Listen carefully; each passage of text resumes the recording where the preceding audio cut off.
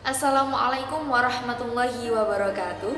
Saya Suriska Dwi Siswanda dengan NIM 03219036. Video ini dibuat untuk memenuhi tugas UAS dari mata kuliah Studi Aplikasi Administrasi Perkantoran yang diampu oleh Bapak Muhammad Soleh SPDI MPD. Di sini saya akan menjelaskan materi terkait komputer dan perangkat lunak yang terdiri dari dua pembahasan. Yang pertama yaitu konsep dari jaringan komputer dan yang kedua yaitu komponen-komponen komputer. Langsung saja pada pembahasan yang pertama yaitu konsep jaringan komputer. Jaringan komputer adalah jaringan telekomunikasi yang memungkinkan antar komputer untuk saling berkomunikasi dengan bertukar data. Jaringan komputer dibangun dengan kombinasi hardware dan software. Saat dua atau lebih komputer saling berkomunikasi atau bertukar data, sebenarnya ada bagian-bagian dari jaringan komputer yang menjadi pihak yang menerima atau meminta layanan, disebut dengan klien, dan yang memberikan atau mengirim disebut dengan server. Adapun manfaat dari jaringan komputer yaitu memudahkan orang untuk mengakses data yang sebelumnya telah diizinkan untuk dibagi dan diakses dimanapun dan kapan saja. Jaringan komputer memudahkan orang untuk saling terhubung dan menjalin komunikasi baik di dalam negeri maupun di luar negeri.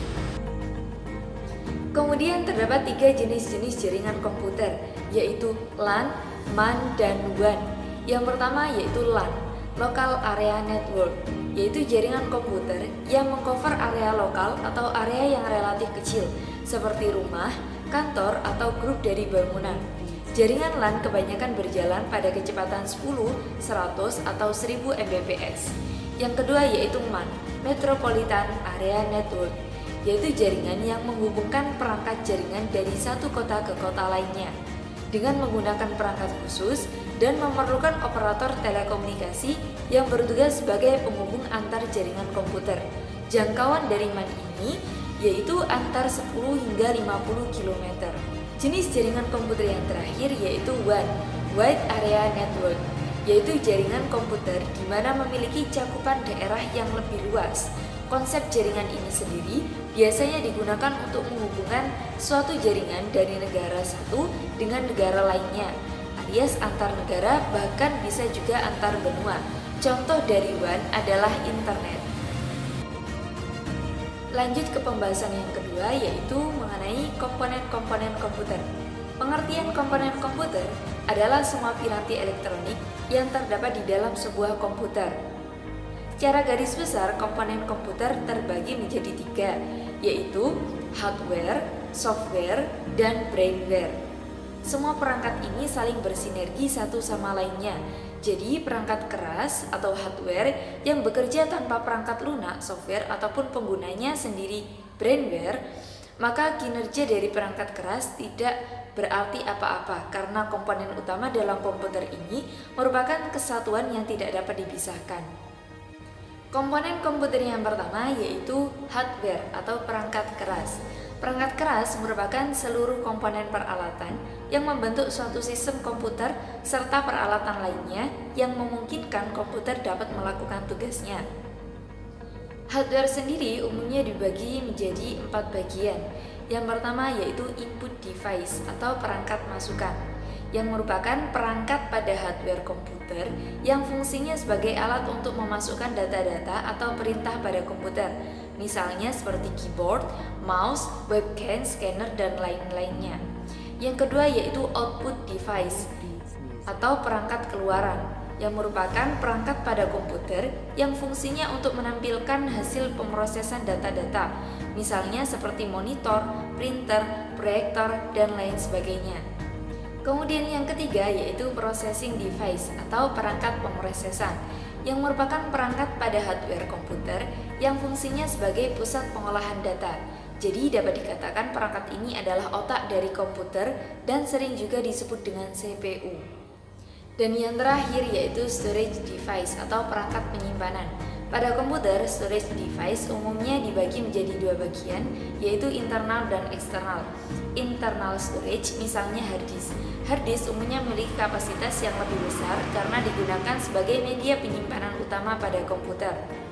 Lalu external storage yaitu perangkat keras untuk melakukan penulisan, pembacaan, dan penyimpanan data di luar dari media penyimpanan utama, misalnya hard disk eksternal, DVD, flash disk, dan lain sebagainya.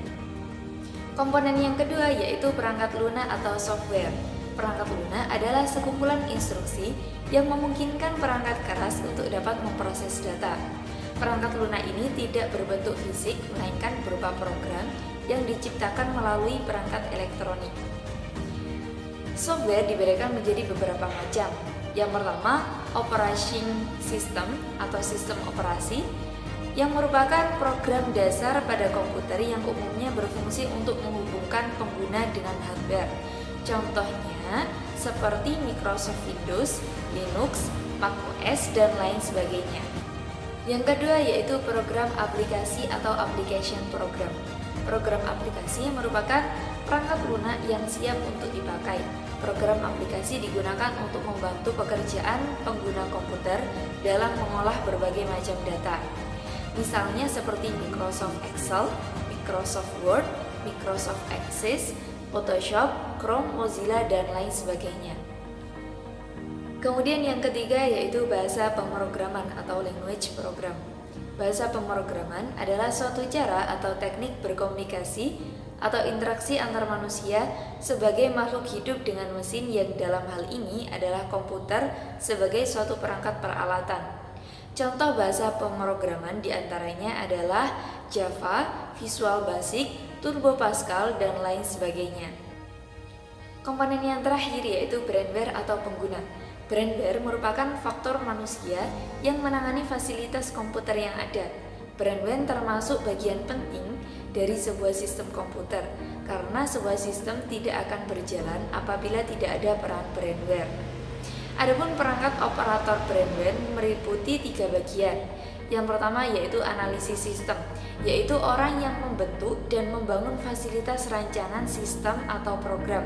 Yang kedua programmer, yaitu orang yang mengerti bahasa pemrograman yang digunakan dalam membuat dan membangun suatu program. Kemudian ada operator atau administrator, yaitu orang yang mengoperasikan sistem seperti memasukkan data untuk dioperasikan dan menghasilkan informasi. Dan yang terakhir yaitu public atau pengguna, yaitu orang yang memakai sistem yang telah dirancang untuk mendapatkan informasi yang dibutuhkan. Sekian pemaparan materi dari saya, kurang lebihnya mohon maaf, semoga bermanfaat. Terima kasih. Assalamualaikum warahmatullahi wabarakatuh.